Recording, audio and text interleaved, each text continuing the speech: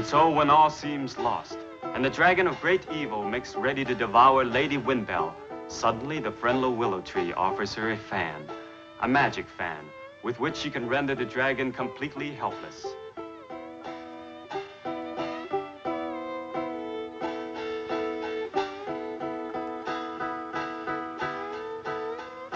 Hello, Pete. I'm glad you could make it. Hi, Johnny. Edie, this is Johnny Chang. He's the owner of the Green Dragon. Johnny, this is Edie Hart. How do you do, Miss Hart? I'm glad to meet you, Johnny. I've heard so much about the Green Dragon. They say it's the best club in Chinatown. Well, thank you very much. Pete, I called you over because I need a favor. Yeah? What kind of a favor, Johnny? That fan, Pete. Keep your eyes on that fan. Everything started since its arrival. We've had nothing but trouble with that fan.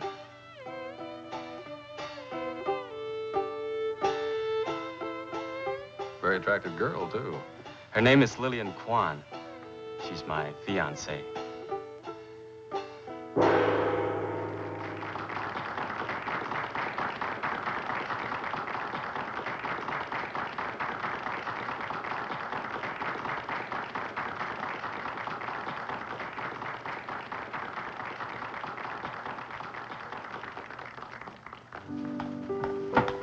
This is Lady Windbell. Her actual name is Miss Lillian Kwan, Miss Edie Hart, and Mr. Peter Gunn. How do you do? How do you do? I enjoyed your dance, Miss Kwan. Pete, I have to get back to Mother's. I'm on in a few minutes. Just stay where you are. I'll find my way out. Excuse us. I enjoy your number more each time. Thank you. This shouldn't take long. Why don't you take the car?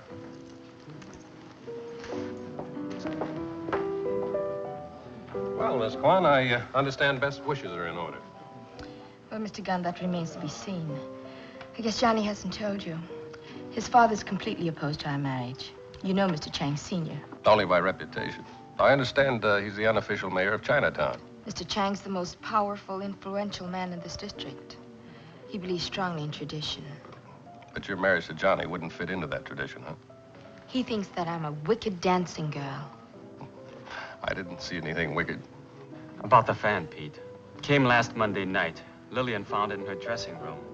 after she came from her performance with a note. It said only, you will receive a phone call. Did you? Yes, and a voice I didn't know said, guard the fan. It will pave the way to your happiness. That was all. Last night, a man broke in through the back window, knocked Lillian down as she went to her dressing room. Luckily, she had slipped the fan to me during curtain call. Pete, I think that's the man just came in. Don't turn around now. He's wearing a gray suit. Yes, I think that's he. Lillian, did you say you had the fan with you? Well, look, you take it back to your dressing room. Bring me back a package that looks as though you'd wrap the fan in it. Do you have the note that came with it? Yes. You bring that too, huh?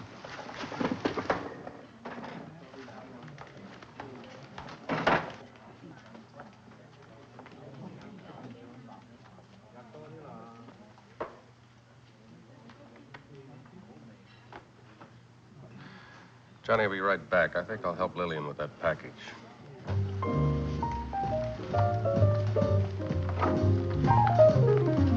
Give me Mr. Gunn's check, please.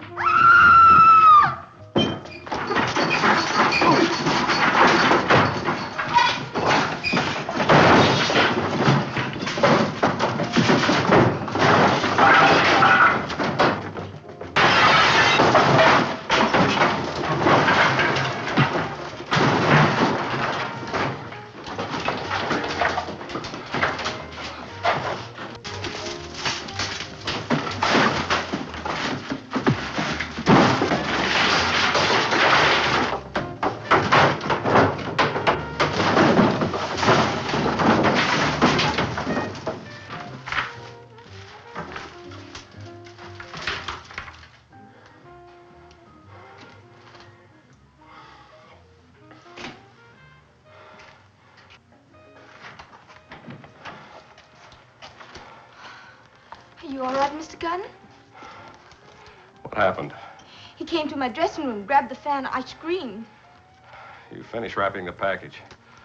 Let's get upstairs.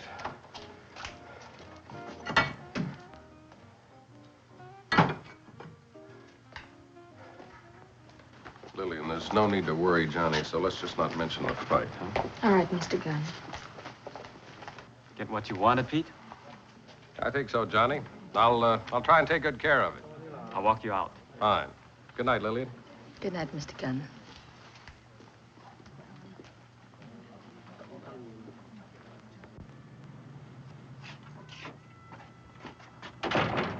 How do you feel, Si? Hi. He can't hear you, also can't talk. Deaf mute. He's here all the time, devoted to Lillian. He'll do anything for her. She helped him out once. Bunch of juvenile delinquents were making fun of him. She chased them away. Well, I better get back inside, Pete. Good luck. Be careful. Thanks. I'll be in touch.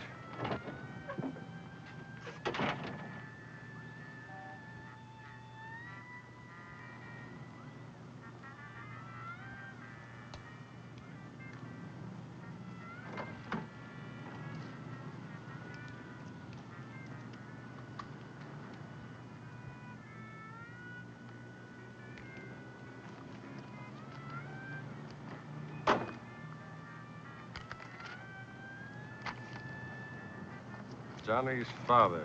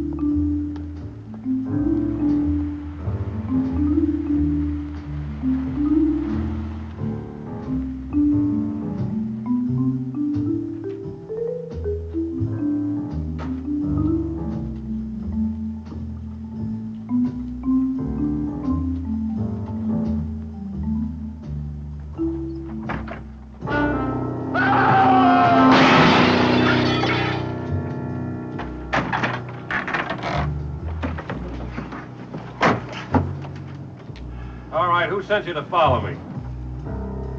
Who is it? Chang. Lai Chang. What does he want with a fan? I don't know. He just sent me to get it. Get out.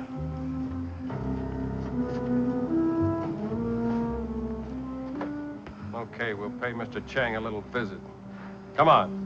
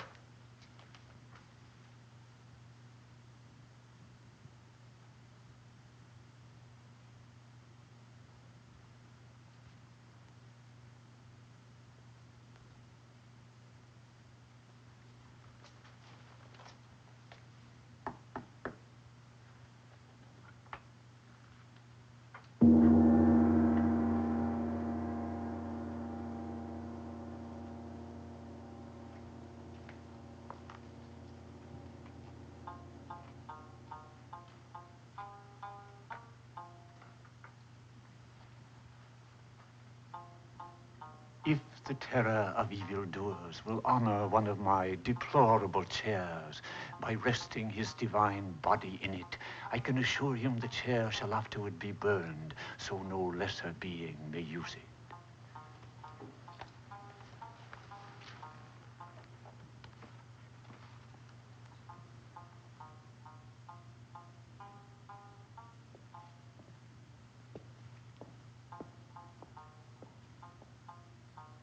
If this foul one has offended the prince of thief-catchers, the greatest of guns, if it is your excellency's wish that he be cut to pieces inch by inch. I don't think I'm that much offended, Mr. Chang. Ah, if it were not that the king of finders out knows everything, I should marvel that he has heard my lowly name. I'm marveling a little you've heard mine.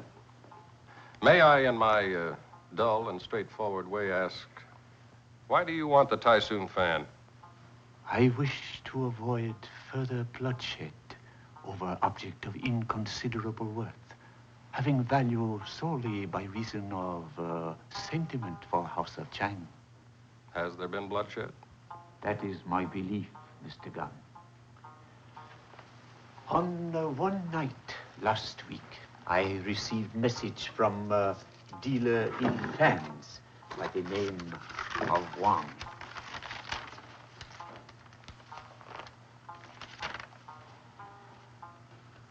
Oh, you do not read Chinese? One of my many failings. I tell you in confidence what it says. In my possession is instrument of your downfall. What is price you will pay for silence concerning Year of the Serpent? Sounds like blackmail. What does it mean?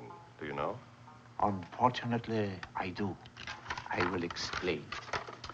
On following evening, last week, that same one, dealer in fans, was murdered. Found stabbed on counter in his disreputable shop. Body was discovered by my servant Lu Feng, who had gone to scene to question this Wang. Fearing police discovery that might lead to implication of Chang, Lu Feng brought these clues. Not $10. Hard job. How much? $10,000? That's pretty high bargaining. You realize, of course, that this evidence should be turned over to the police. Do so then, Mr. Gunn, if you must. If you would honor my hovel by partaking of Chang's inferior tea, I will impart information about Fan.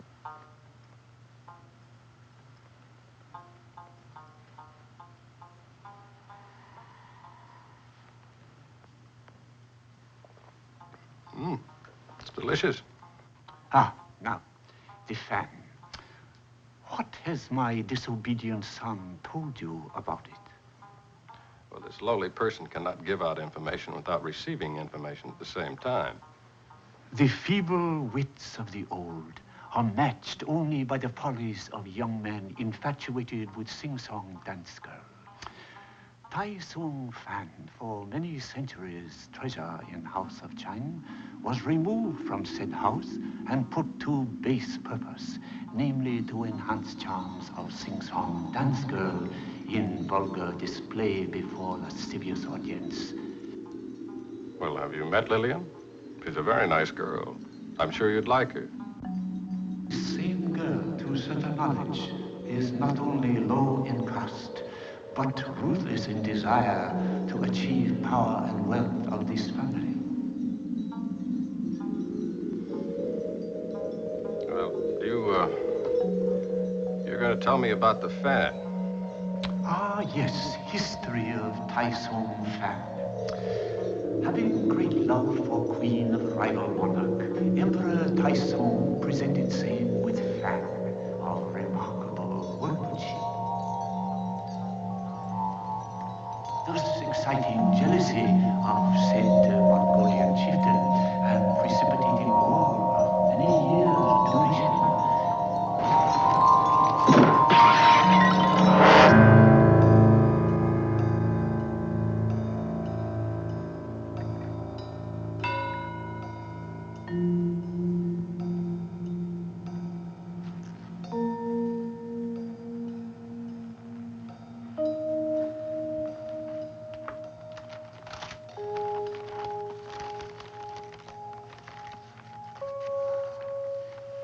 Again, we are outwitted.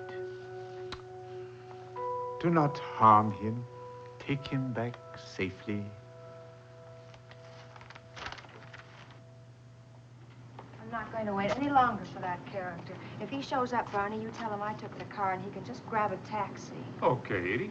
I'll even lend him the cab fare.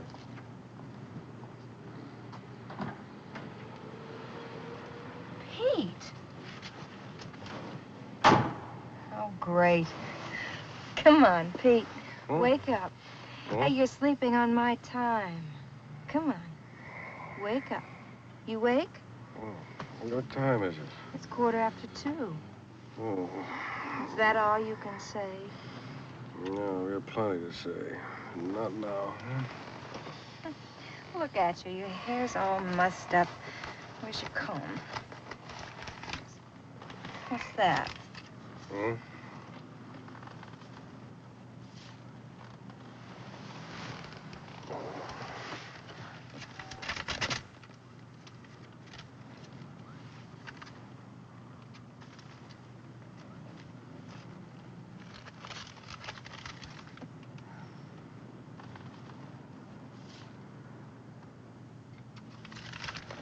Look, honey, while I shake these Chinese cobwebs out of my head, would you go into Mother's and phone the Green Dragon and tell Johnny and Lillian to wait for me? And tell Lillian to invite that deaf-mute pencil vendor in for a cup of coffee, huh? How about it? I suppose I'm supposed to grab a cab. Oh, would you do that, honey? You know what? What? You're all right in my book, Charlie. You're a nut.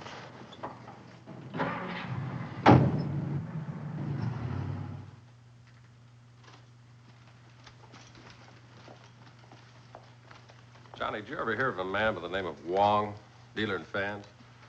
Only a little. He's the man who got killed last week, right? You, Lillian? No. You, Si? You forget, he can't hear. Oh, yeah. That's right. It's too bad. He can't talk either. I'm sure he could tell us plenty if he could. You see, Si was in Wong's shop the night he was murdered.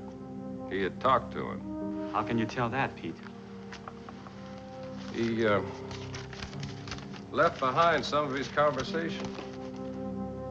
A little careless. Guess he was in a hurry. Yeah, it's a shame he can't talk, because 2 innocent people could be charged with that murder. Your father, Johnny, and you, Lillian. Lillian, don't shoot! Lillian, dog! I can't believe it. He's not the first phony beggar, Johnny. All right, Si. What did Wong want $10,000 for? It was the fan, wasn't it? I can't talk in front of them. Okay. Do you mind? Just be a few minutes.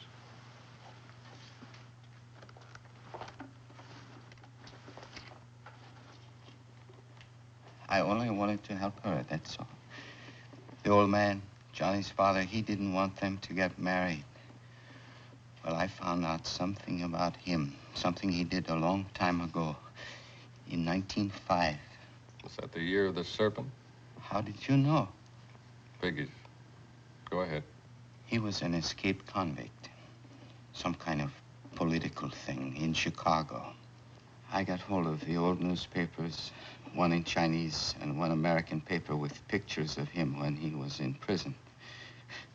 And he's so high and mighty.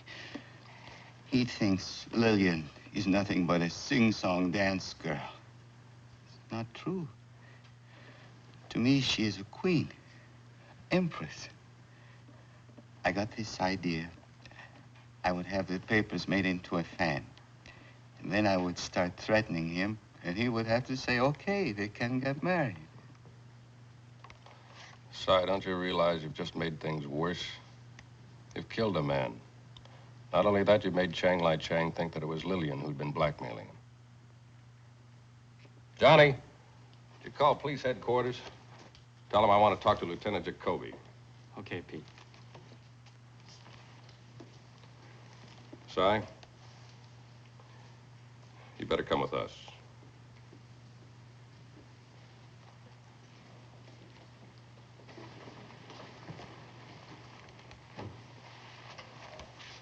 This poor house is again honored by visit from most far-sighted of private eyes. Mr. Chang, I've brought your son and the girl he wants to marry. I've also brought the fan. I know the whole story. But the most important thing for you to believe is my word that the girl had absolutely nothing to do with this whole affair. She only wants to be happy with your son. You've never met her, Mr. Chang. I think you should. Now. My son. What is your name? Lillian. Both of you grasp the hands of this frail old person and receive celestial blessing.